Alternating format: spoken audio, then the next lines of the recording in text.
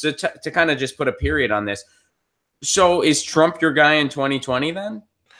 I think he's got to be, because he's really impressing me. Why? Like I'm even now, I'm a phone call away from Trump. Like I have people that I've helped gain a platform that have had meetings with Trump, and he actually listens. You know, he'll actually do what you want to say. Like there's a lot of people like Jimmy Dore and yourself. Like I'm a fan of the show. I watch it. It's one of the only progressive shows I actually like. Most of them annoy me.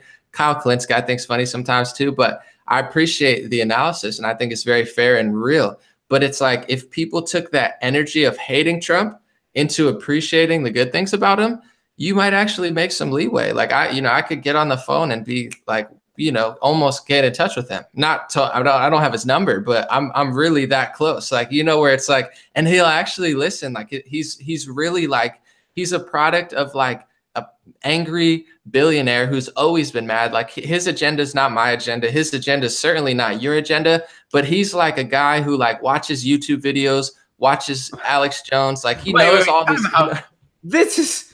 That might be the worst endorsement ever. This is the guy. He's my guy in 2020. He's certainly not my agenda. He's not your agenda, but he watches YouTube videos. Love goes further. You just said that. Well, he's not a politician. He's a guy who, if you go to him with a solution, he's gonna listen. I'm telling you, like you can get a lot further. He doesn't have a set agenda. He's open to what works, and he's not owned by lobbyists. He's not owned by corporations. Yes, he has some ties here and there, but that's why everyone's so afraid. The media doesn't care about the LGBT community. They don't care about women. They don't care about Black and Latino people. They just pretend like they do because it sounds good, and it's a way to get people amped up because they know people care about that stuff. They're so mad at Trump because they can't control him. He's not a puppet. He's not owned. He has his own agenda, military-wise. Even if he does things that me or you wouldn't do, it's a way more complex issue than I even understand and you understand. But also, he really is that loose. Like I really know that he's opening like a whole door where it was closed off for 30 plus years, 20 years. The same people, Bush, Clinton, Bush, Obama. Huh? But he's doing the same things that they're doing. He's not doing the same. He's doing so much different stuff. Surrounding himself by the same people. He's just not doing progressive policies. So progressives are upset because they want single payer. They want these. What policy? He's doing Republican policies, just like any other Republican. I think he's doing a lot of common sense things, like a lot of things that are not.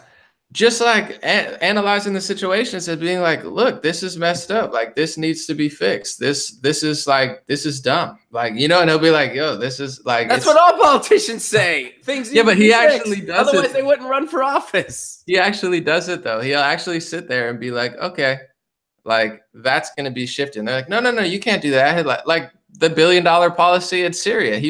Apparently, I think he literally, Ivanka Trump showed him a YouTube video or something, like some kid was dying. He was like, wait a second, why are we funding terrorists? He cut the $1 billion program and the CIA freaked out. He did that in Syria, whether progressives want to give him credit or not. We still spend more on our military than the next 13 countries. This world is crazy, though. We still had billions and billions in a surplus for the military. Not a surplus.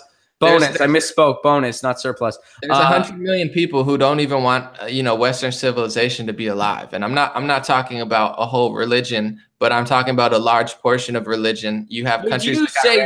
Would you say Trump has done anything to actually curb our military economy? I think overturning that $1 billion policy in Syria, I wouldn't say the economy of it, but I would say as far as their agenda to destroy Syria and turn Syria into Libya, I think he totally stifled their plans, because I think they wanted to destroy Syria like they destroyed Libya and just either put in a puppet president or completely leave it to be taken over by terrorists. He ruined that. Like, and we're still intervening in Syria. But Syria has been taking back their major cities, and although we're not completely out, that play alone enabled Syria to overtake Damascus and take back Aleppo, and now they've pretty much cleared the entire thing of those. And that's why you've seen right as the day that Trump's about to leave, they do oh my God, a bunch of people got gas in the hospital, like a total fake false flag, fake situation. So that I was with Tucker and a lot of progressives. I mean, that was just so obvious. Like the stuff they do, they're not even like smooth with it. It's like, yeah, of course, the day he says he's going to leave, oh my God, people are gassing themselves. You're like, oh, we got to kill them. We got to kill the people killing themselves now. But I do think that he's playing it close because Iran is in there as well. And I know we've done a lot of bad stuff, but like Iran wants to destroy Israel. Like they've just straight out said it. They want to remove Israel from the face of the earth. That's our ally. I do not think Israel's perfect, but I do think that progressives and liberals, like, it's not just protesters in Palestine. Yes, there's some protesters. I don't advocate for violence, obviously, but there's people in Palestine that want to destroy Israel. Let's not beat around the bush. There's Iran wants to completely destroy that. They want to destroy Western civilization. They want to destroy America. Like that's a goal of a lot of people. It's a goal of some leaders. It's a goal of, you know, tens of millions.